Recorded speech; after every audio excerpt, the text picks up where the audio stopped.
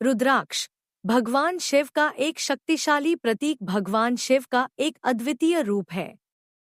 उन्हें प्रकृति के आभूषणों के साथ चित्रित किया गया है। उनके गले में एक नाग लिपटा हुआ है और उनके शरीर को ढकने के लिए एक बाघ की खाल है, जबकि एक चंद्रमा उनके सिर को सजाता है। गंगा उनकी जटाओं से बहती है। उनका पूरा शरीर पवित्र राख से ढका हुआ है। उन्हें रुद्राक्ष वृक्ष के बीजों की माला पहने हुए भी दिखाया जाता है, जो विश्वासियों के बीच बहुत जिज्ञासा पैदा करता है। रुद्राक्ष वृक्ष क्या है? रुद्राक्ष वृक्ष को एलेओकार्पस गणित्रस के नाम से जाना जाता है। यह एक बड़ा सदाबहार वृक्ष है जो आमतौर पर उपोष्णकटिबंधीय जलवायु में उगता है।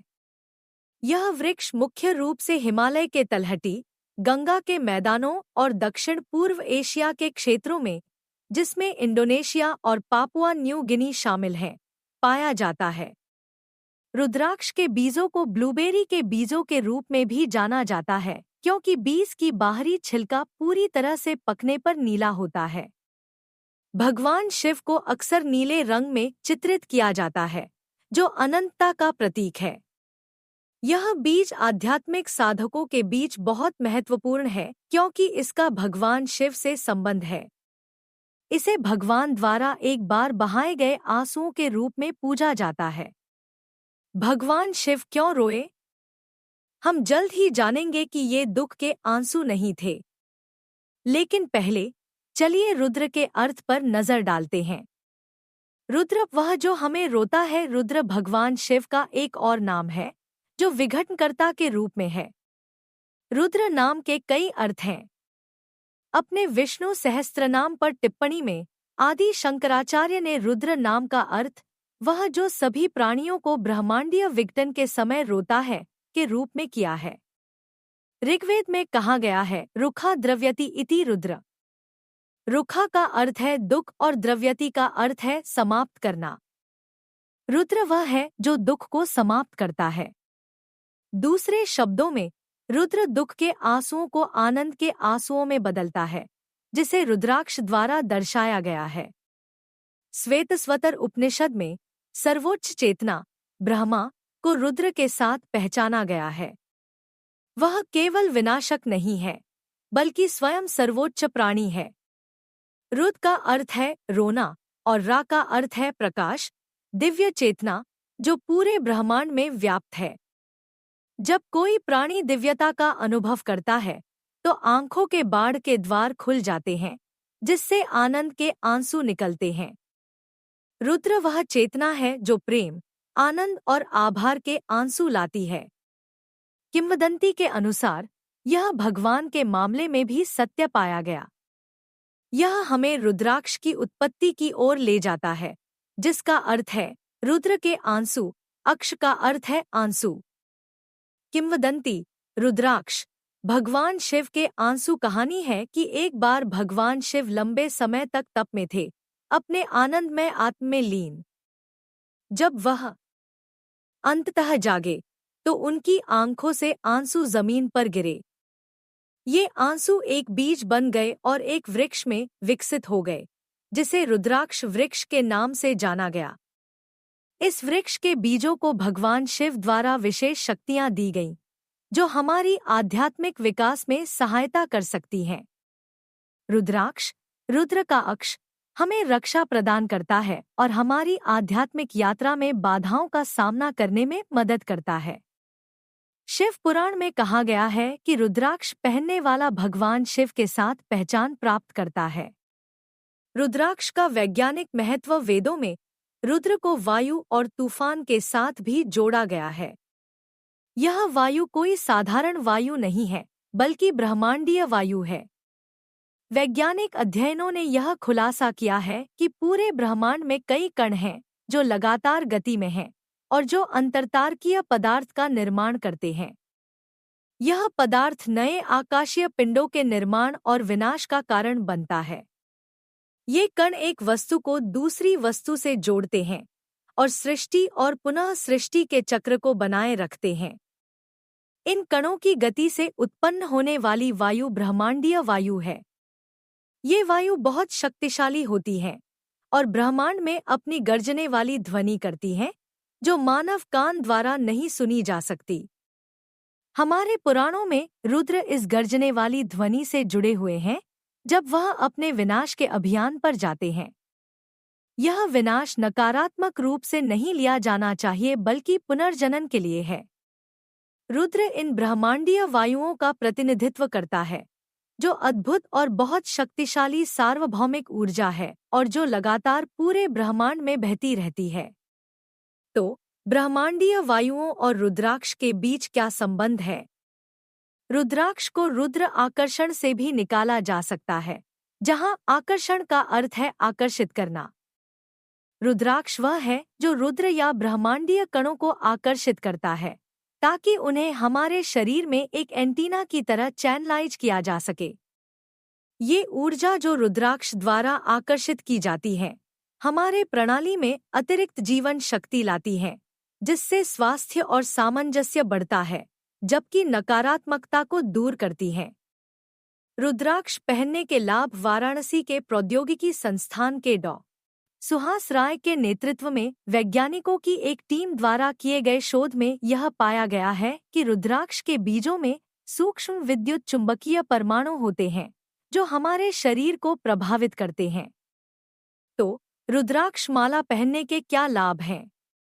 रुद्राक्ष माला, जप माला पहनने, जिसमें 108 बीज होते हैं, के कई लाभ हैं। रुद्राक्ष शरीर के लिए एक सुरक्षात्मक ढाल के रूप में कार्य करता है, विशेष ऊर्जा का उत्सर्जन करता है, जो शरीर, मन और आत्मा पर सकारात्मक प्रभाव डालता है।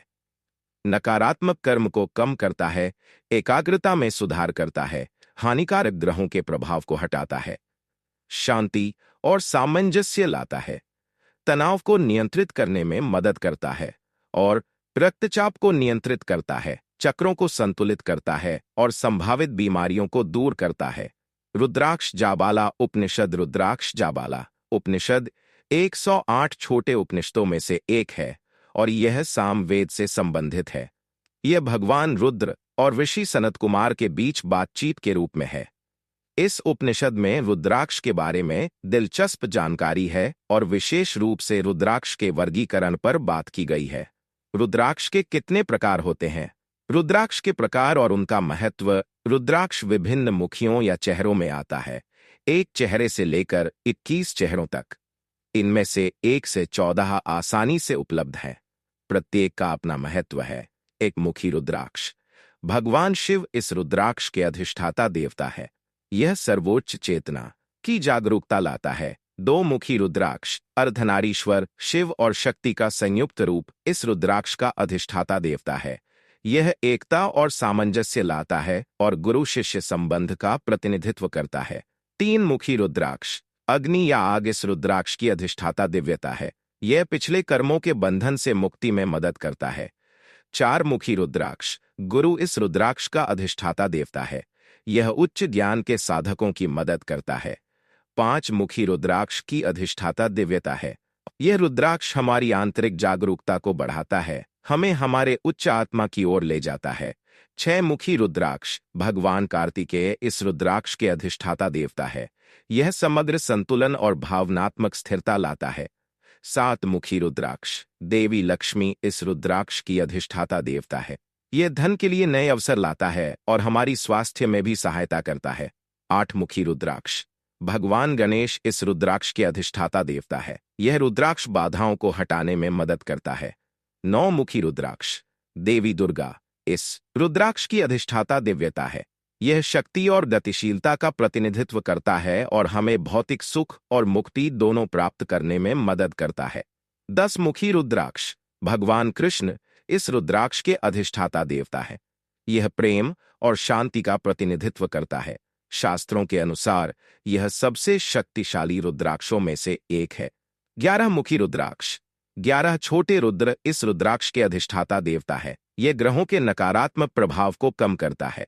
12 मुखी रुद्राक्ष। सूर्य इस रुद्राक्ष का अधिष्ठाता देवता है। यह चमक और शक्ति लाता है, हमें आत्मसम्मान की कमी से छुटकारा दिलाता है, जिससे आत्म प्रेरणा मिलती है। 13 मुखी रुद्राक्ष। कामदेव इस रुद्राक्ष के अधिष्ठाता देवता है।